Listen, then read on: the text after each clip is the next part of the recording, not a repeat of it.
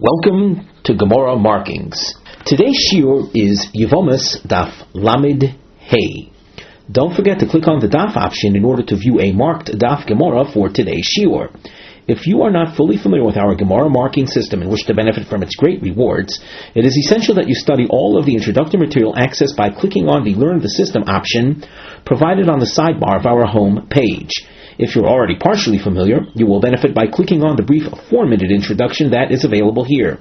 Being that our system is a visual approach to the Daf Gemara, it is recommended that you print out the marked Daf Gemara before the shiur. If you wish to be in touch with us, we can be reached at gmarkings@gmail.com.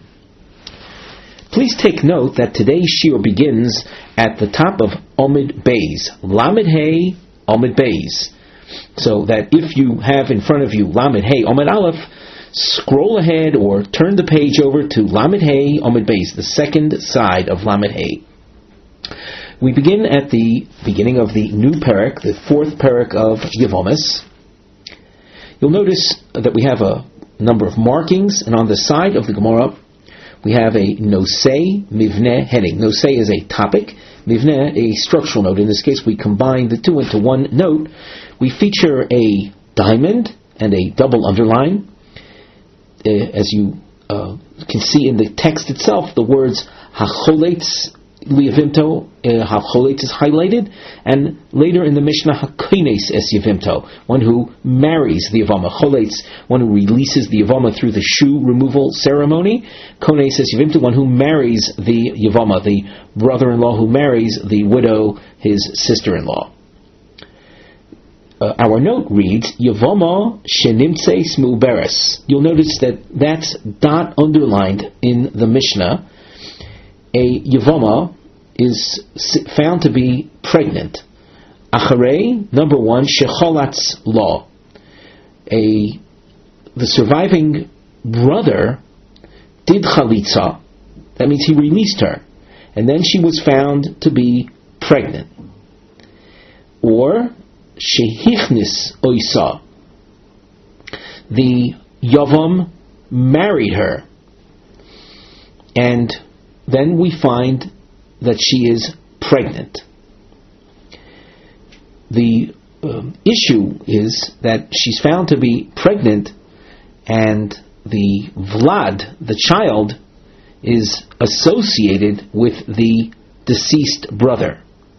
So that if she was released through chalitza, she didn't need chalitza in the first place. If she bears a child from the deceased brother, so she was never a candidate for Yibum in the first place.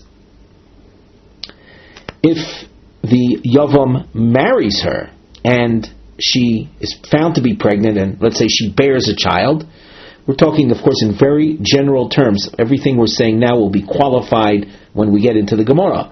But if a Yavam marries the Yavama, his sister-in-law, thinking that she is a widow leaving her husband with no children, but here she turns out to be pregnant and he marries her, so she is not fit to be married. She is strictly forbidden, because the din of Yibum applies only when no children are left by the deceased. But here the deceased brother impregnated her, and the Yavam in the meantime married her, which is strictly forbidden. So the issue comes up, Ma din kroivoiseha klapov. What is the status of her relatives to him? In other words, the Yavama might have a sister. Can the Yavam, who now finds out that he's not really a Yavam in the sense of being connected to the widowed sister-in-law, so he's not connected to her, can he marry her sister? Is she considered a sister of a chalutza or not? Madin havlad. What is the status of the child? And that will come up when we discuss the issue of Suffolk.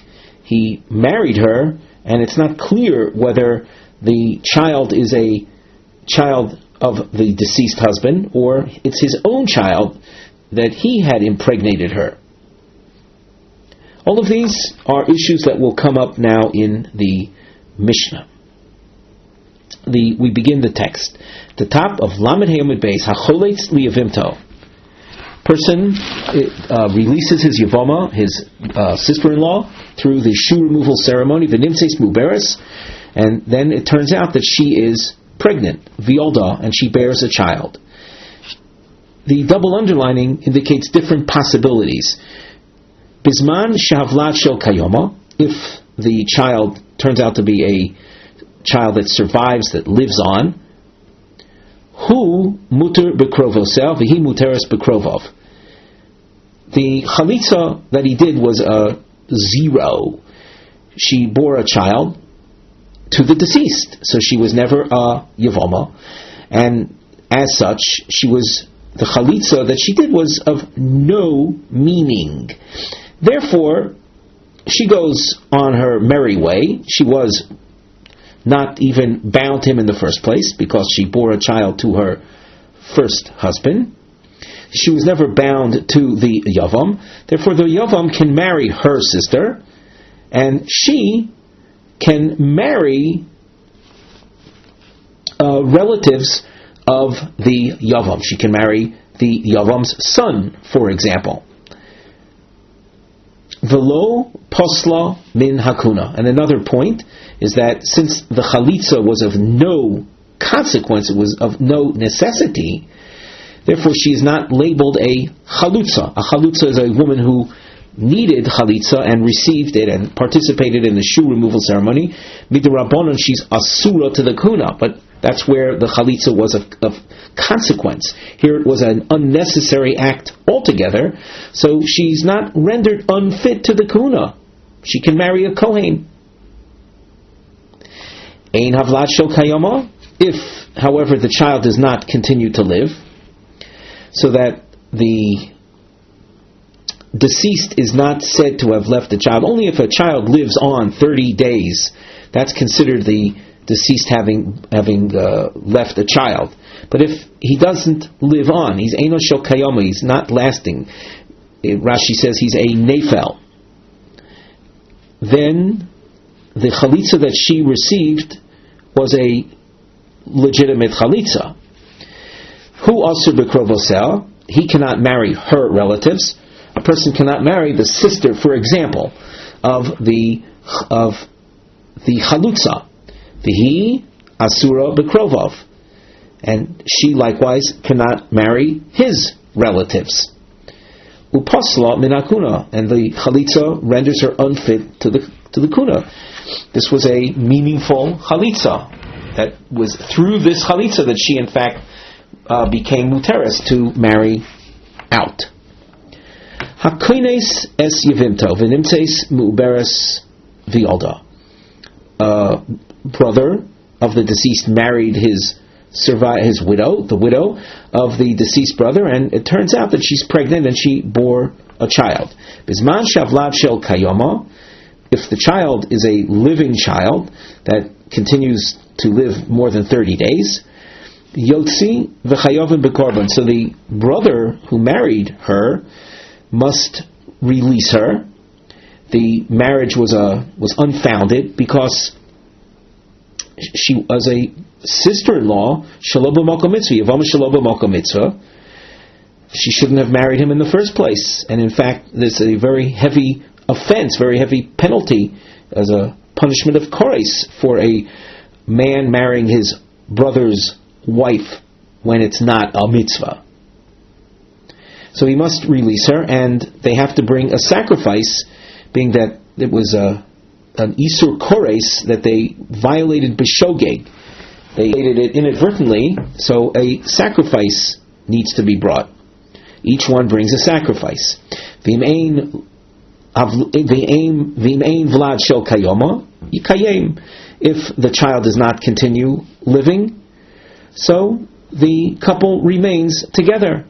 The mitzvah of yibum was done. Sofek ben tisha l'rishoin, sofek ben shiva l'achron. If, let us say, this brother did not wait the necessary 3 months in order to establish whether or not the sister-in-law was pregnant from her first husband, So he doesn't wait.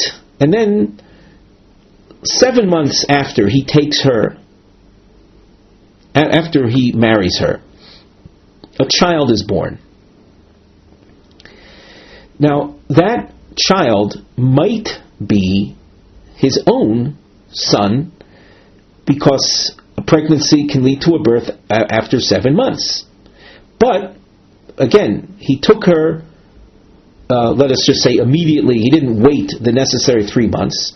It might be, though, that he married a woman who was pregnant already, 2 months pregnant. So that 7 months after he marries her, it might be a 9-month pregnancy, a child of the deceased brother. So in a case like that, the Mishnah says the brother, the surviving brother that did Yibum, that took her in, Yotzi, he must separate from her, because it could be that this is the child of his deceased brother, a 9-month pregnancy. V'havlad kosher. The child that's born is kosher either way you look at it.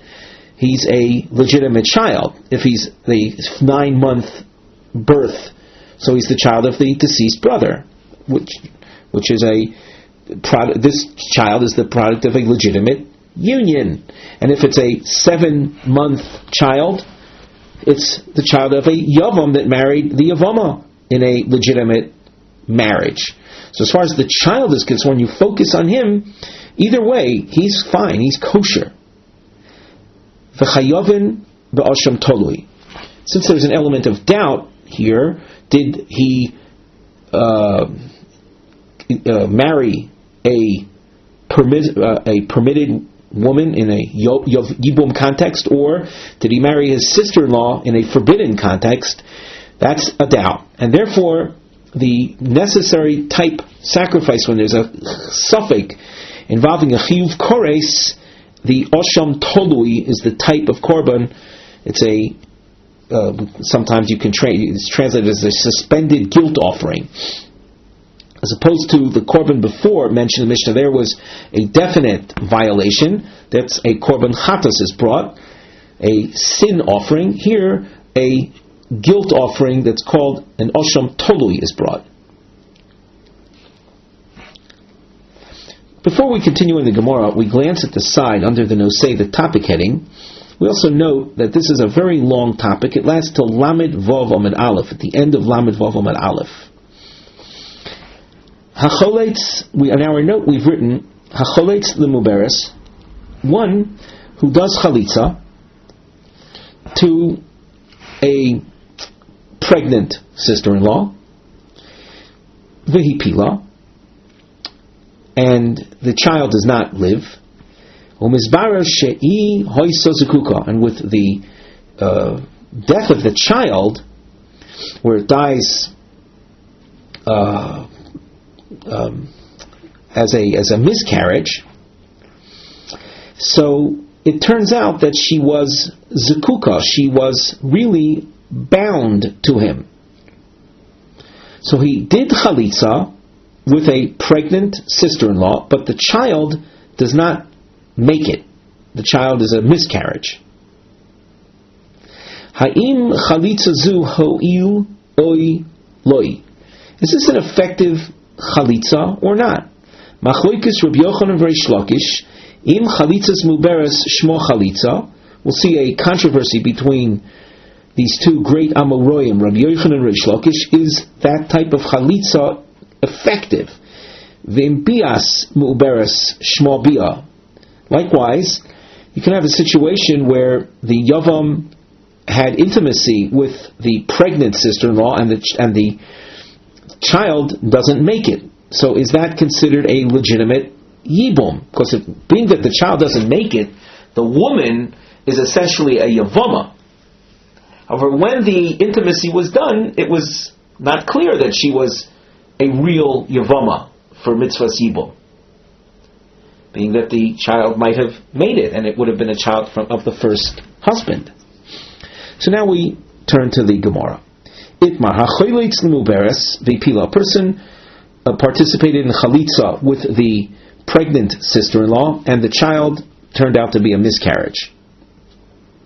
So that factually, the dead brother left no children. Rabbi Yochanan Amar Eino tzricha chalitza min achin. She doesn't need any additional chalitza. The chalitza that he did is effective. Rabbi Yochanan Rish Lakish Amar tzricha chalitza min achin. She needs a chalitza from the surviving brothers, because the chalitza that she received was ineffective. Rabbi Yochanan, the Gemara elaborates, goes over the two shitas. You see, we've squiggled underlined the name, so you can see where the Gemara emphasizes each shita. Rabbi Yochanan Rabbi Yochanan says, as he said, she does not need an additional chalitza. Chalitzas muberes shma chalitza, ubias muberes shma bia. The chalitza done with a pregnant woman, pregnant sister-in-law, or the intimacy that was done in order to marry her, though she was pregnant, is considered effective. Of course, retroactively, when the child turns out to be a miscarriage, so we see that she was really a candidate for the mitzvahs of Yibum, either chalitza or intimacy, bia. Rish Lakish Amar chalitzas tzricha chalitza min ha'achin. Rish Lakish says to the contrary, that she needs a chalitza. Chalitzas muberes lo shma chalitza. The chalitza done with a pregnant woman is not effective. Ubias muberes lo shma bia. And likewise, the intimacy, the bia that the surviving brother did with her, with the sister-in-law, while she was pregnant, is not effective. It's not effective in creating their marriage. That is as far as a Gemara translation is concerned. Now the Gemara gets into an analysis. B'mai komifligi. What is the underlying point of controversy? What's the logic behind the controversy? Well, if you like, I can give you a pasuk concerning which they argue, or I can give you a svara, logic, that is the basis of their machlekes. The order of the Gemara here is opposite the order of what was just suggested, and the Bach in fact turns around the order of presentation, but we'll just keep it as it is in our text. So that's why we have a little bays encircled over this, corresponding to the bays just on the line before. So if you like, I can give you a svara. Rabbi Yochanan Savar, Rabbi Yochanan, who viewed the actions done with the mu'beres as being successful and legitimate, he explains, Im Yavo Eliyahu v'yoymar, if at the time he did the chalitza or the bia, if the prophet Elijah the prophet would come and tell you, Taha di'abra mapule mapla, that the pregnancy that she has right now, when the chalitza or yibum or bia was done, will be a miscarriage. Mi lav bas chalitza v'yibum hi. Would she not be a candidate for either chalitza or yibum? Hashtonami, now as well, where Elio didn't come, but tigli milsa lemafreya, let the facts be clarified retroactively. Right now, there was a miscarriage that sheds light on we'll call the non-child status from the very outset. Hence, what he did at the time, though she was pregnant, is of significance. For Reish Lakish Omar, Tigli Milsa Mafre Lo Amrinon, and Reish Lakish does not accept that type of logic, that we don't allow things to become clarified retroactively. We look at things as they are when you did the action. And when you did the action, she was pregnant, and that child could very well have continued living and have represented the child of the deceased. And then, and as such, there would be no necessity of yibum. So the actions done, either chalitz or yibum, are not effective. V'boyasemo kro. And another approach to analyzing the machlokes Rabbi Yochanan and Shlita is based on their controversy surrounding a pasuk. Rabbi Yochanan Savar uben ein lo Omar Rachmona. The Torah, in describing the circumstances under which Yibum is done, it says that the deceased had left no children. V'ha Leslie, facts are, she miscarried, so he has no children.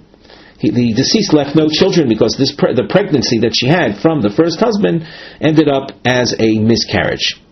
So that the Torah would sanction the bia or chalitza done.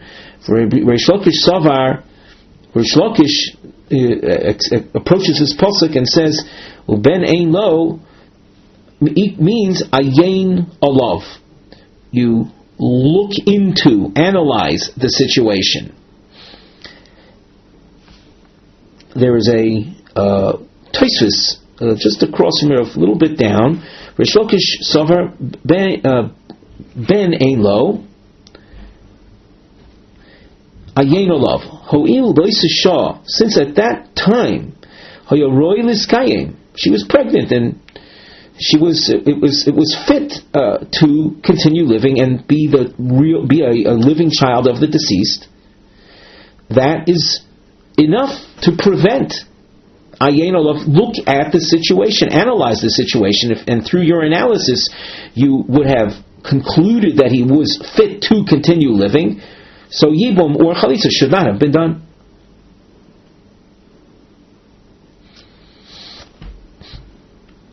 Let us turn back to the Gemara. Here we have some structural notes to take care of. You notice triangles, and if you scan ahead, you'll notice at times the triangles appear in opposite directions. And if you look down the space between the Gemara and the Tosfos text, the right-hand side of the Gemara text, you'll notice that we have some numbering and lettering, 1 aleph, and then bays, the inverted triangle around the bays, 2 aleph and bays, also with the same phenomenon of inverted triangle, and an inverted number 3, inverted triangle around 3. What are we to make of these markings? On the side you have the mivneh, the structural note, where the triangle appears point facing up. Those are kushas al Reish Lakish. Those are questions on Reish Lakish. The inverted triangle are kushos al Rabbi Yochanan. So number 3, for example, is a question that we're going to be raising against Rabbi Yochanan.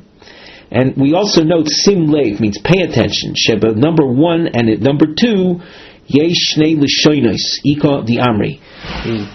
In versions number 1 and 2, the Gemara presents a second version of the respective questions. You'll see it's similar material, just presented in an opposite fashion. And where the second lashon begins, so the bays in the space indicates that on that line you'll notice a squiggle underlined Ika Diamri. In the first case it's actually abbreviated, indicating the second version. So now that hopefully we've mapped out the Gemara, we continue. Eisvei Rabbi Yochanan the Reish Lakish. Don't lose sight of each one's shita. Rabbi Yochanan was the more, let's say, liberal or accepting shita, opinion, that allowed for the chalitza or bia of the muberes. So he asks on Reish Lakish, Eisvei Rabbi Yochanan Reish Lakish. And note we have an arrow to the left-hand side of the Gemara text. You can see where this quote comes from. It comes from the Mishnah.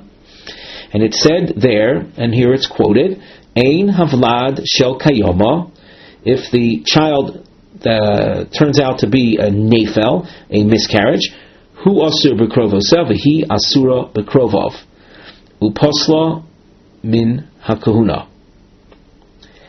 So in that case, if the vlad turns out, the pregnancy turns out to be a miscarriage, so the chalitza that was done, and note that at that section of the Mishnah we were dealing with, he did chalitza with her. So the chalitza was meaningful, it was binding, it was effective. The Mishnah then said that he cannot marry her relatives and she cannot marry his relatives, and she is unfit to the kahuna. Bishlamar l'didi, things work out well according to me, says Rabbi Yochanan, the amino chalitza smuberes shmo chalitza, that I claimed the original chalitza done with a pregnant sister-in-law is legitimate. Mishum achi posla, because of that she becomes unfit we said unfit to the kahuna. But according to you, that's Reish Lakish, that you say chalitzas muberes lo shmo chalitza, that the chalitza done with a pregnant woman is not effective. Amai posla min hakuna. Why is she rendered unfit to the priesthood? Why can't the kohen marry her? Nothing was done as far as you're concerned. Amalei midrabanan ulechumra bi alma. Reish Lakish says that you're right in principle, but my interpretation of the Mishnah is that it represents a stringency, a rabbinic stringency. That, let me say that again. According to Reish Lakish, when I said you're right in principle, in other words, what you, Rabbi Yochanan, said concerning my Shita, that she should really be muteres to the kuna, yes, what you're saying about me is right. I say that in principle, she should be muteres to the kuna. However, the Rabbanan imposed a stringency, and as a result, the Mishnah reflects the stringency and renders her unfit to the kuna, even though it was technically speaking not a legitimate chalitza. Let's glance at the Rashi, at the upper part of the narrow lines. Midurabanan ulechurma dilma osi lemishri chalutza lekuna. If we allow her, this woman who did go through the chalitza ceremony, and if we allow her to marry a kohen, people will think that in general chalutzas are mutoros to kahuna, that women who participate in chalitza are allowed to marry kohanim. The public doesn't know, they don't know the details. They know about the shoe removal ceremony, but they don't know about the fact that it was an ineffective shoe removal because she had been pregnant. Her pregnancy would not be well known. Therefore, we take this preemptive measure. Don't allow her, the chalutza, to marry a kohen, even though this chalutza really is not a chalutza. Ika the Amri. This, now the opposite version, an alternative version. Isvei Reish Lakish to Rabbi Yochanan. Reish Lakish in this version takes the offensive. Reish Lakish, again, he's the one that says that the chalitza, the bias muberes, is not effective. So Reish Lakish asks on Rabbi Yochanan, Ein havlad shel kayoma. Our Mishnah against the same quote from the Mishnah, that if the chalitza was done with a woman and it turns out that she miscarries the pregnancy that she had from her first husband, hu asur b'krovav v'hi asura b'krovav uposla min hakuna. The Mishnah ruled that she is she's viewed as having had chalitza. Things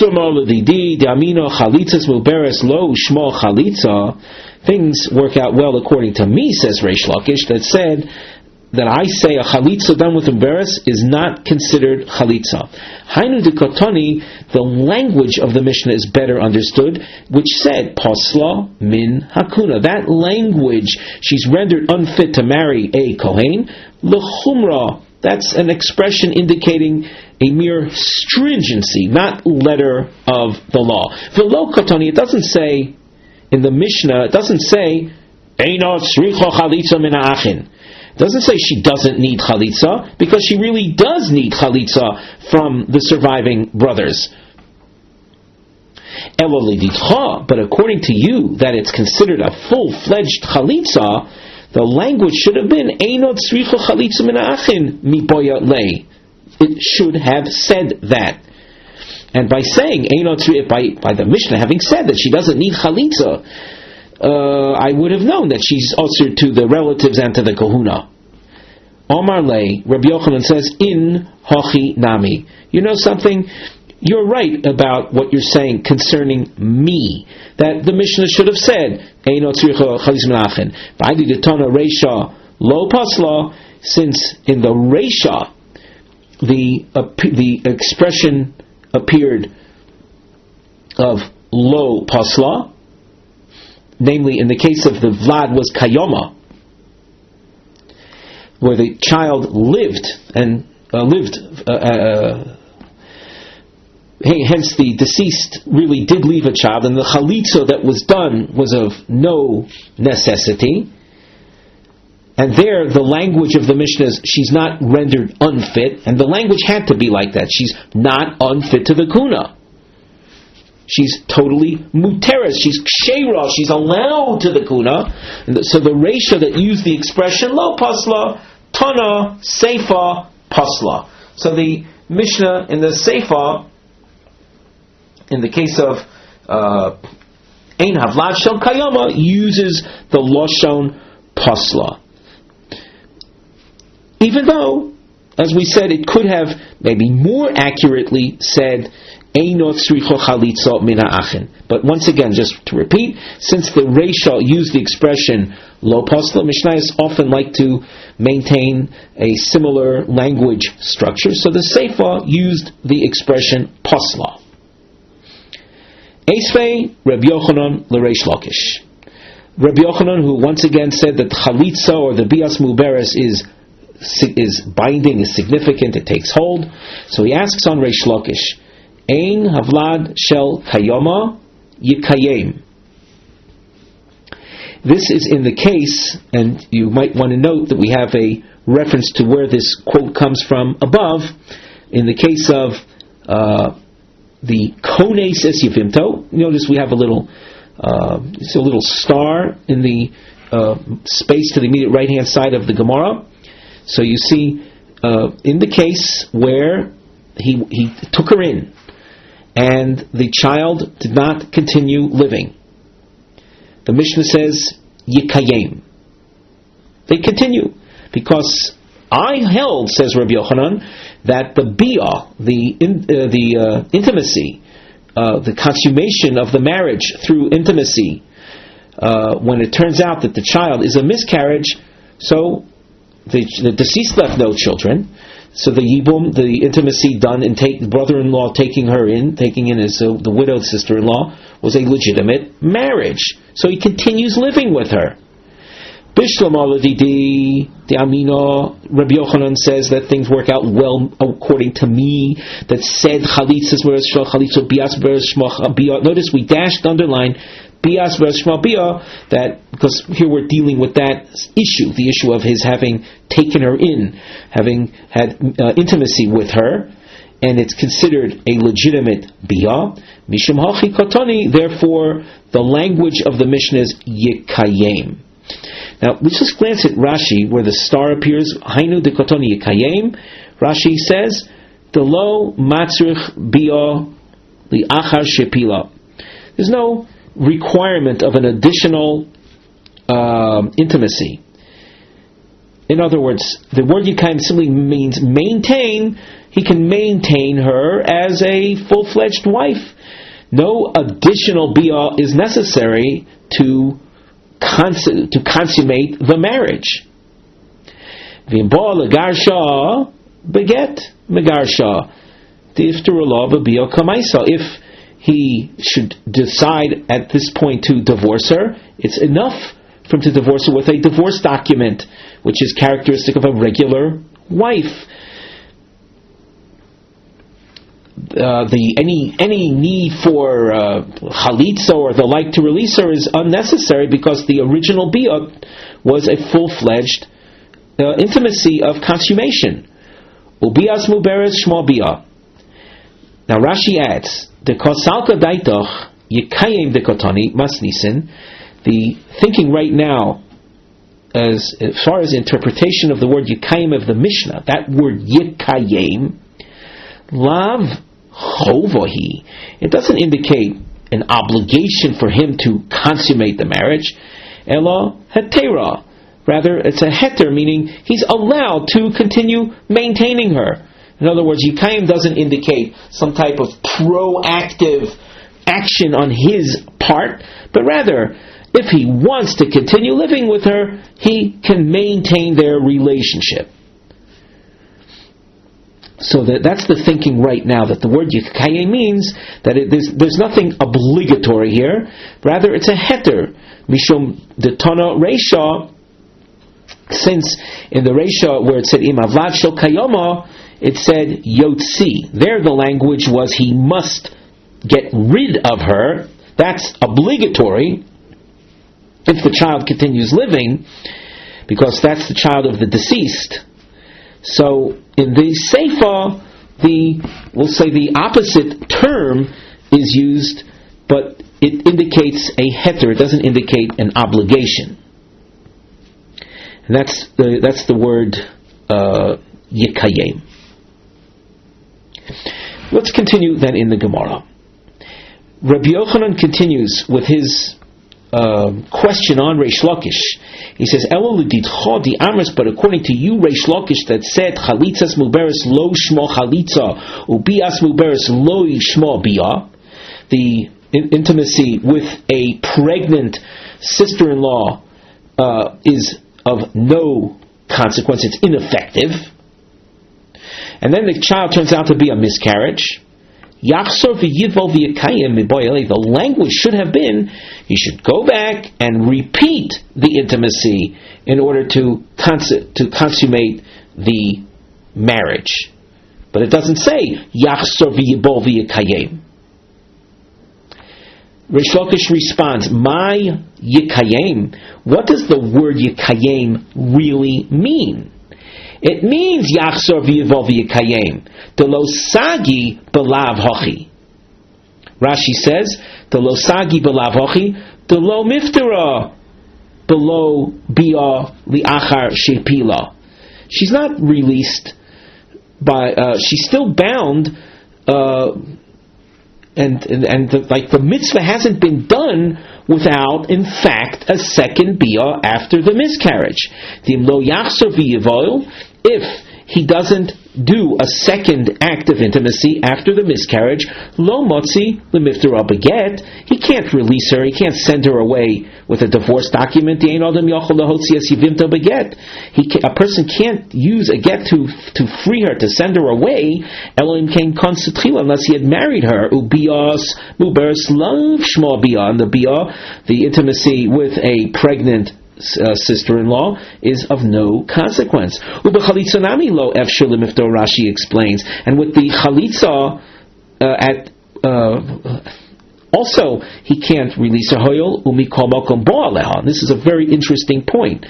Reish Lakish is acknowledging that the bia that he did, we'll call it the ineffectual bia, is not totally ineffectual. It did something. It did something so that the chalitza done with her now would not be sufficient, because he did take her in, so that the taking in, the bia, the intimacy they had some effect, so that in fact the Mishnah, when it says Yikayim, is basically instructing him, you have to have intimacy with her again.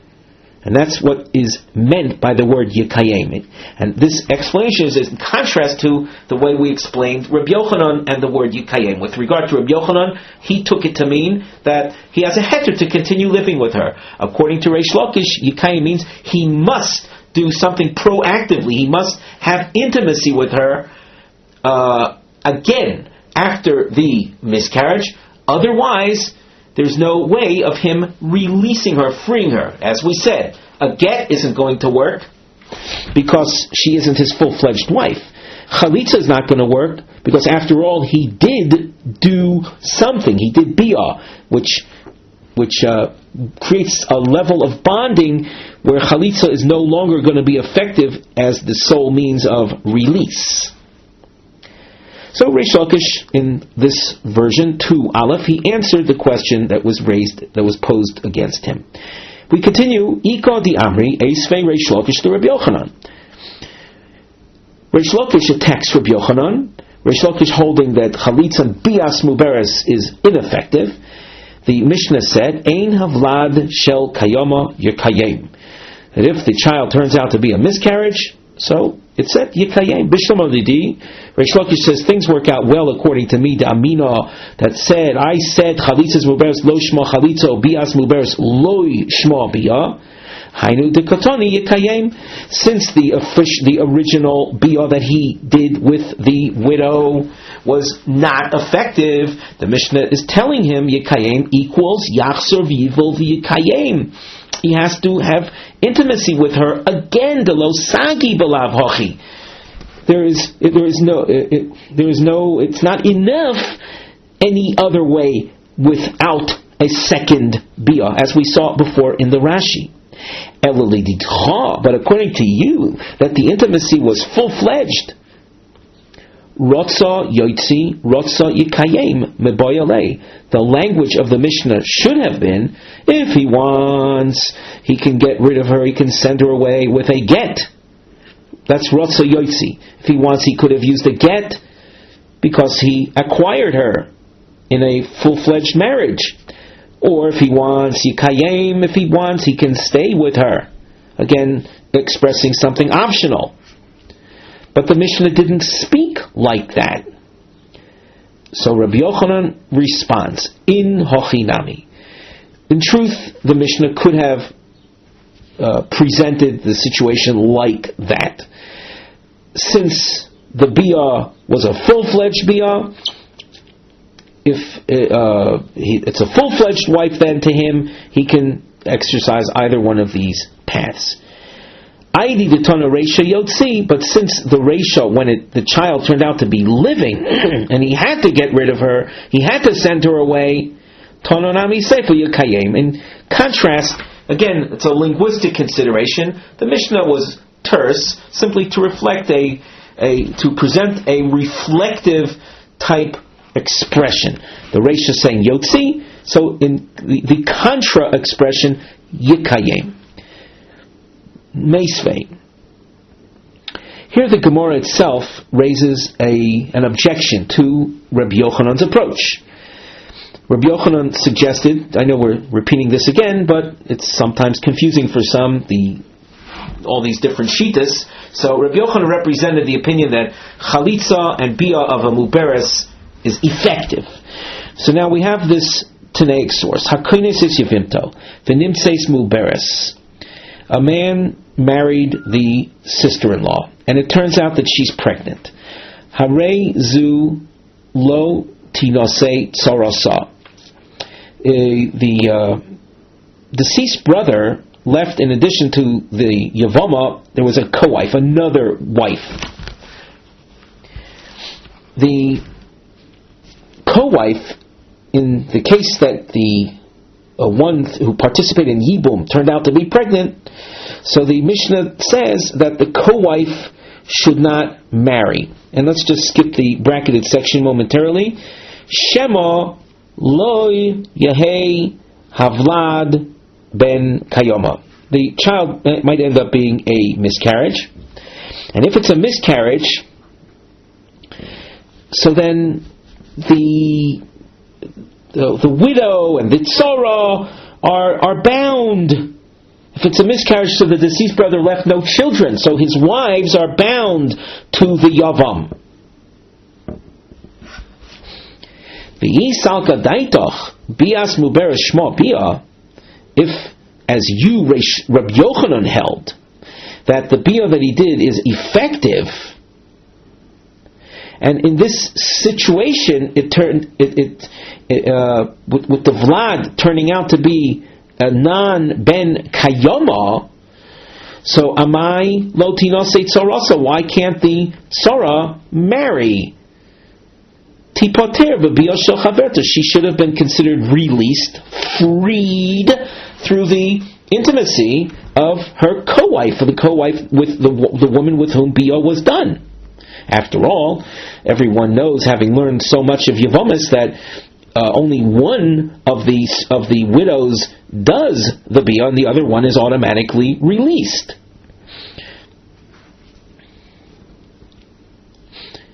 That's the question. Before we can go into the answers, we go back to the bracketed section, within which is language that's not accurate, so that's why we skipped it.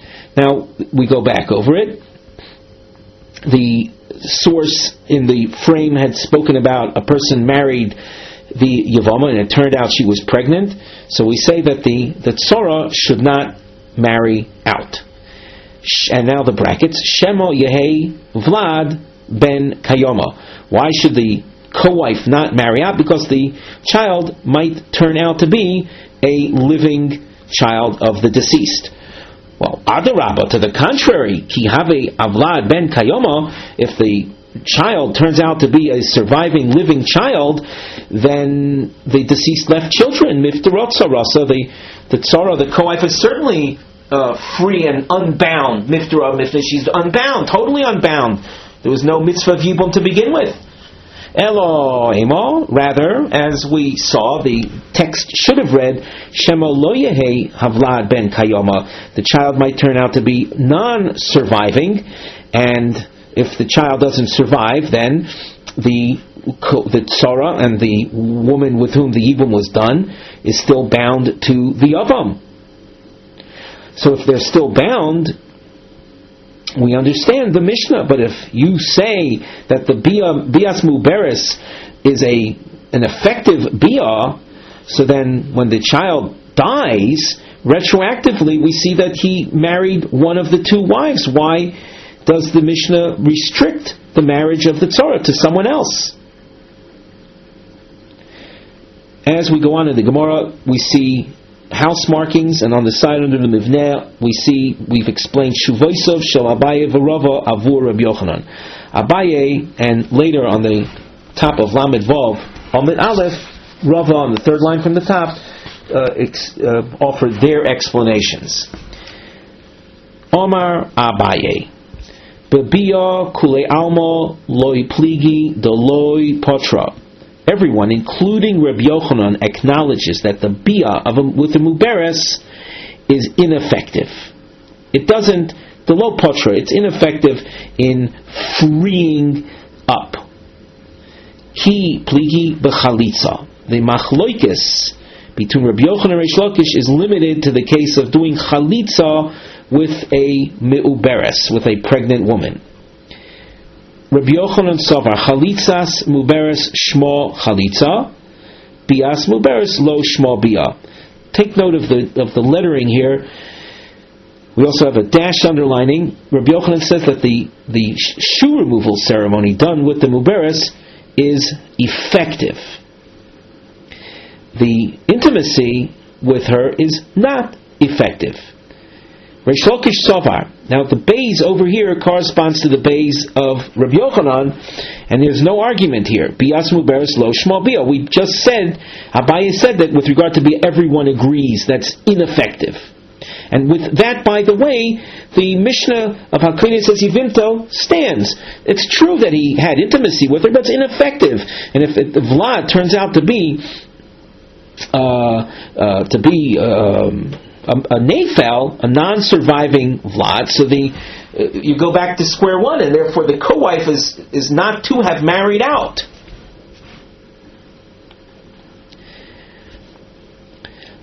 So the machlokes that we see here is only between Rabbi Yochanan and Reish Lakish, concerns chalitzas muberes. And the Mishnah that was quoted in the inverted triangle number 3 was not dealing with a case of chalitza whatsoever. Omar le Rava. Rava says to Abaye, Abaye's explanation of Rabbi Yochanan. We're focusing now on Abaye's explanation. What was Abaye's explanation of Rabbi Yochanan, by the way? That there's a split between chalitza as being shmo chalitza versus the bias muberes being lo shmo bia. So Rava asks on Abaye's explanation of Rabbi Yochanan Monavshach. Either way, you look at things. Bias muberes shmo bia, if the intimacy with her is effective, then chalitzas muberes shmo chalitza. Then the same should be said with regard to chalitza. The bias muberes lo shmo bia, if it is as you are saying that Rabbi Yochanan and Reish Lakish both hold that bias muberes is not effective, then chalitzas muberes nami loy shmo chalitza. Then the same should have been said with regard to Rabbi Yochanan's stance on chalitza, that the chalitza with the pregnant woman is not effective. The Hakaimalon, we have a rule. The Chala Oila Liyibum Oila Lechalitza. The Chol She'ein Oila Liyibum Einoi Oila Lechalitza. We are, of course, at the top of Lamed Vavam and Aleph. That any one who is a candidate for Yibum, that means that the Yibum is considered effective. So the Chalitza with her would be effective, and anyone who is not, for whom the yibum, the bia, would be ineffective, so the chalitza would be ineffective. This halacha is based on the pasuk which Rashi quotes on the top line. Oylo lechalitza l'tiv im lo yachbol ish lo kachas yevimto v'olsa v'chulei, and then ha'chafetz mi'abeim. As you can see, the Bach adds a few words here. That the pasuk says that if he doesn't want to take her, then he does chalitza. But if he does want to take her, so he does yibum. So there's a balance between these two options. So if you're going to say that someone is not effective, the bia is not effective, the chalitza will be ineffective as well. So that's Rava's question on Abai. Elo Omar Rava, Hochi Ka'omar. What Rava does now is he takes the source that was raised in the inverted number 3 as a question on Rav Yochanan, and he says the source should be read thusly: Hakoines Yevimto. And again, Rava is coming to defend Shitas Rav Yochanan, and Shitas Rav Yochanan was that the actions done with the Mu'beres are effective. So Rava says that the source is to be read thusly: Hakoines Yevimtoi v'nimseis Mu'beres. Harei zu lo tinose tzorasa. If he marries the Yevama and she turns out to be pregnant, so the co-wife should not marry out. Is not free to marry out. Shemo Yehe Vlad ben Kayoma. The child might turn out to be a living child. Ubias Mu'beres lo shmo bia. In the case of a Vlad shel Kayoma, where the child is a living child, that means he's a child of the deceased. So the bia done with her is not binding. She shouldn't have married her. The chalitzas muberes lo shmo chalitza, and the chalitza done with muberes is of no value. Again, we're talking about a case where the Vlad is a ben kayoma, where he's a child of the deceased, so that the chalitza would be of no significance. Chalitza would not have been necessary. Now, as far as the torah is concerned, the Vlad eino poter ad sheyetze lavir ha'olam. The Vlad, the birth of the child, doesn't poter, it doesn't release until it is actually born. So with that we understand why the source had said Harei zu lo tinose tzorasa.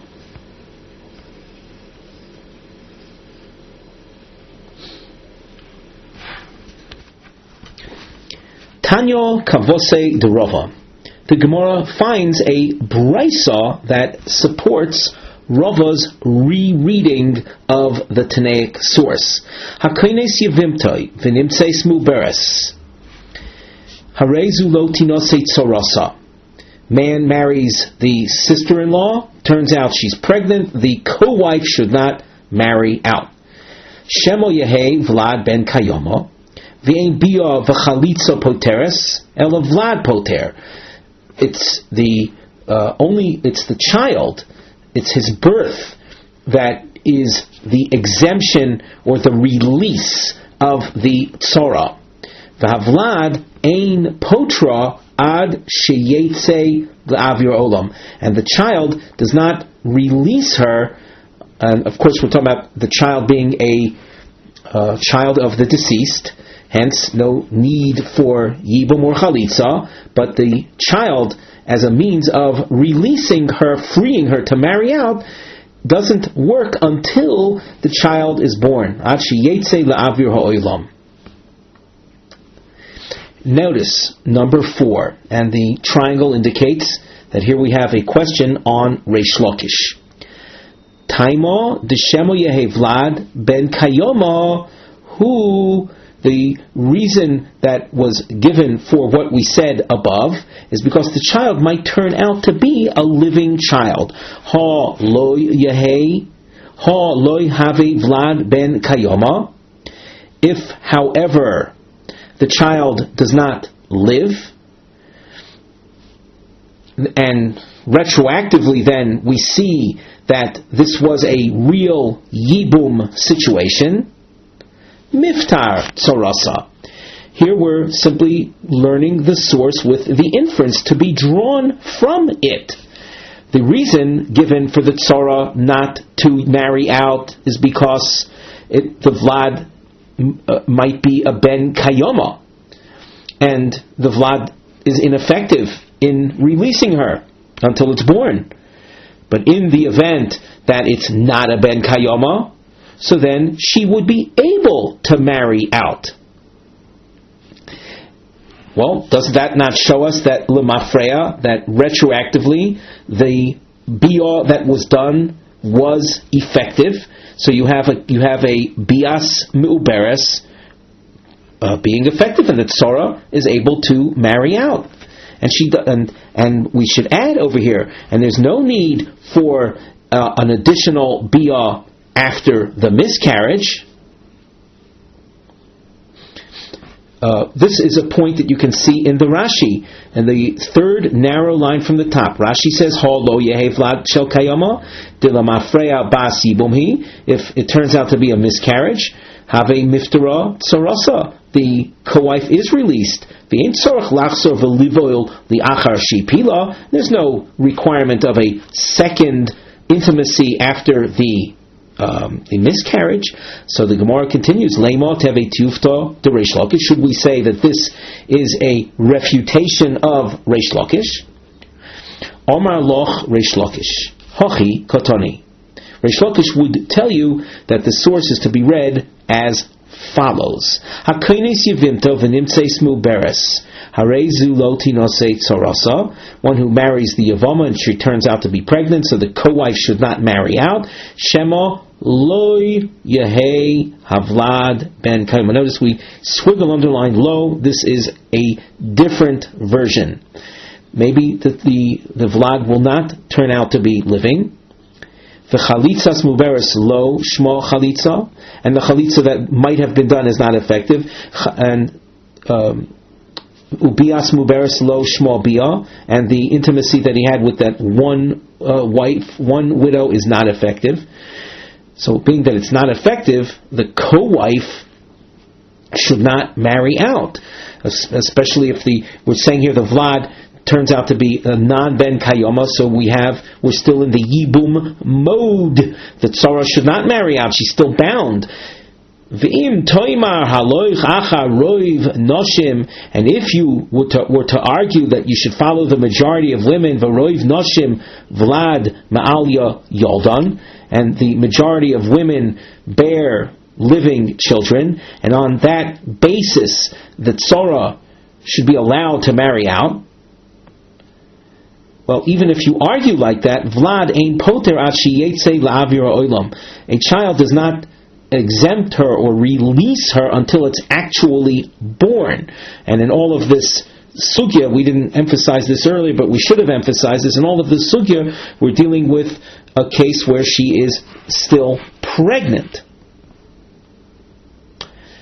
So Reish Lakish, with this, certainly with his rereading, shows us black on white that the chalitzas muberes is not shmo chalitza, and bias muberes is not shmo chabia, just like Reish Lakish claimed.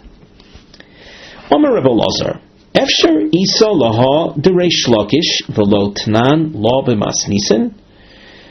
Could it be that there is a shita that like that of Reish Lakish, and it does not appear in Mishnayos?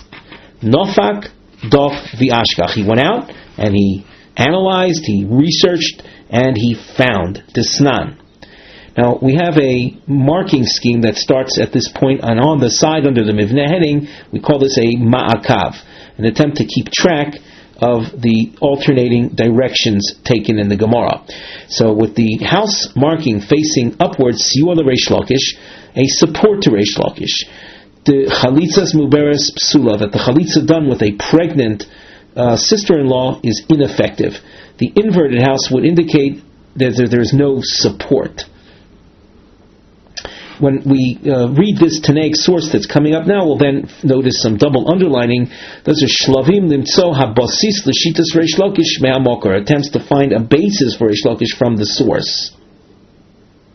So what does Rebbe Elazar find? He finds a Mishnah. It says, Ha'isha shaholach baila v'tzarasa l'medinas hayam. A man who did not have children, a man who he happened to be married to two wives, so he and one of the wives went abroad. Uba'u v'omru la meis balech. And people came and told the wife that remained home, your husband died. So we have now a woman who was informed of her being a widow, and as far as she knew, her husband did not have children, so she's kind of bound to the surviving brother, to her brother-in-law. Hare zu lo tinase, she should not marry out, v'lo tisyabem, nor should she marry the surviving brother, ad sheteda shema muberes hi tzarasa, until she discovers what was the story with the co-wife that went abroad also, until she finds out maybe she was pregnant. Bishlama Yibumi Lo, we understand well why Yibum is not an option, why she, the woman that stayed home, should not marry the brother. Shema Yehe Vlad ben Kayoma, the co-wife that went abroad might have born a child that lives, and in such a case, of course, there is no Yibum. V'yivka be'isrei shesach d'oraisa. And the brother, by doing yibum with the sister-in-law that remained home, would be in violation of eishesach. That's an isur d'oraisa. So we don't want yibum to be done. Ella loy tachloitz amai.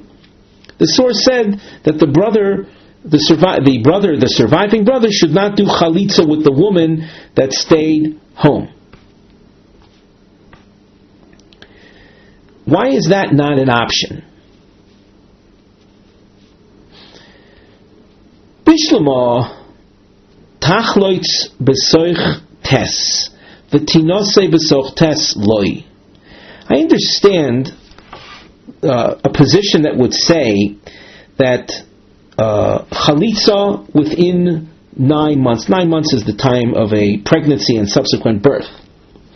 That chalitza within 9 months and marriage within 9 months, that she should not do. Hainu safek. This is exactly our doubt. On the side we have a note. Shemote Vlad ben Kayoma besof teisha. The child that the co-wife who went abroad might bear is a living child. The oz Vlad hu hapoter. In such a case, the Vlad, the child, is the poter. The child is the releasing mechanism, not the chalitza. Velo chalitza. Veina Vlad poter ad sheyetzei la'avir olam. A child is not doesn't free a woman until it is born. So we understand why chalitza, why the brother, the surviving brother, should not do chalitza, and based on that, she should marry out all within 9 months. Because, as we said, if the child is a Vlad Shel Kayoma, it's the child that is the release of the torah. And that's what is part of our doubt. Maybe she was pregnant and has a living child. Ella, but rather tachloitz b'soich tisha v'tinose li'achar tisha. Why not this? Why can't chalitza be done within the 9 months? And let her marry out after 9 months. Now, from the fact that this is not suggested, this is our support to Reish Lakish, that chalitzas mu'beres is not considered chalitza. So all of this was the long point that we saw, where we have a Mishnah, and the explanation of the Mishnah, as we presented it, is the support to Reish Lakish. The Gemara rejects, takes a few lines as well, uletamech, that you are trying to argue from that which the source does not say.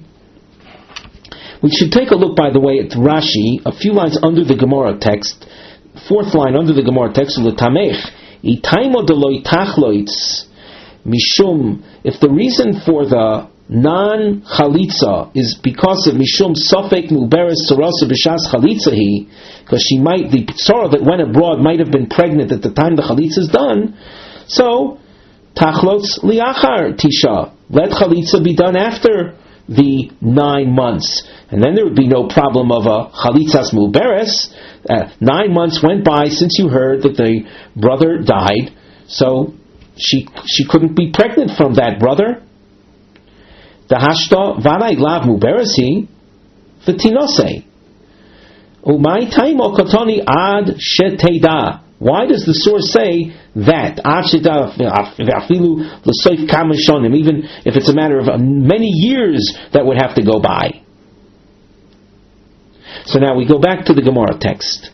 Rabbi Yochanan would respond that if you're going to try to bring a support to Reish Lakish from the source, that it didn't say let chalitza be done within 9 and marrying, and then the widow that stayed home would marry out after 9. Uletamech tachlotz v'tinose liachar tisha. Why not have the chalitza done and her marrying out after 9 months? Why does it say in the source ad sheteda shemo muberes, which is mashma that she has to wait even years? Elo bar mino dehahi. So Rabbi Yochanan would go on to say that besides that source, in other words, forget about that source, so as a problem. If chalitza would have been done, and it turns out that the child, that the deceased had a child, and it's the child that really was the reason for her exemption, the Abaye barovu the Rav Chinino bar Abaye the Amri Travayu Shemo Yehevlad ben Kayoma.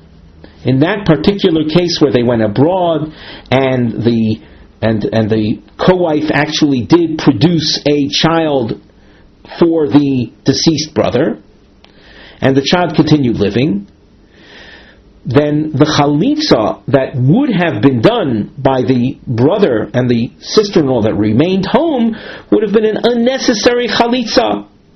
V'nimtza atomatzricha kruz l'kahuna, and that would necessitate an announcement to the world of Kohanim that she is not a chalutza because a child was born. So we don't want to have a chalitza done that will turn out to be unnecessary, and in order to make it clear that she is not a chalutza, we have to announce that to the public. We don't want to do that. So the Gemara asks, so why not? Why not do that? In other words, what have you got to lose, so to speak? Let them let chalitza be done after 9 months, and let her marry out, and if it turns out that a child was born and that the chalitza was not necessary, we'll make an announcement to the kahuna that she's kashera to the kahuna. The Gemara answers, Dilma ika inish dehave b'chalitza v'lo have b'achroza. There might be people that were present at the time of the chalitza and they don't hear the announcement. And if she ends up marrying a kohen, because, well, we know that that the chalitza was really not necessary, but people don't know that because they didn't hear the announcement. V'yosi l'meimar, people will think v'yosi l'meimar kashari chalutza l'kayin, that a chalutza is muteres to a kayin. They're not having heard the announcement that her exemption was based on the fact that a child ben kayoma was born. Omar le Abaye. No, take note, of course, of the direction. This is a point to show that we're not going to support Reish Lakish. Abaye says, "Midi lo tachloitz v'loi tisyabem kotoni." In order to have brought as support to Reish Lakish before, the source would have had to say loi tachloitz. It doesn't say lo tachloitz in the source. Notice there's a little star to the immediate right-hand side of the Gemara text. If you skim up above, you see the line we're now going to make reference to. Lo tinosei v'lo tisyabeim kotoni. All the source had said was that the source, I should say, at the point at which we were trying to bring a support to Reish Lakish, that source did not say lo tachlotz. This is that would have been the support to Reish Lakish. Maybe don't do chalitza because chalitzas muberes is a problem, but it doesn't say lo tachlotz. It says that she should not marry, nor should the widow that remains behind, nor should she do yibum. And what does that mean? Beloi chalitza. She shouldn't make a move without chalitza.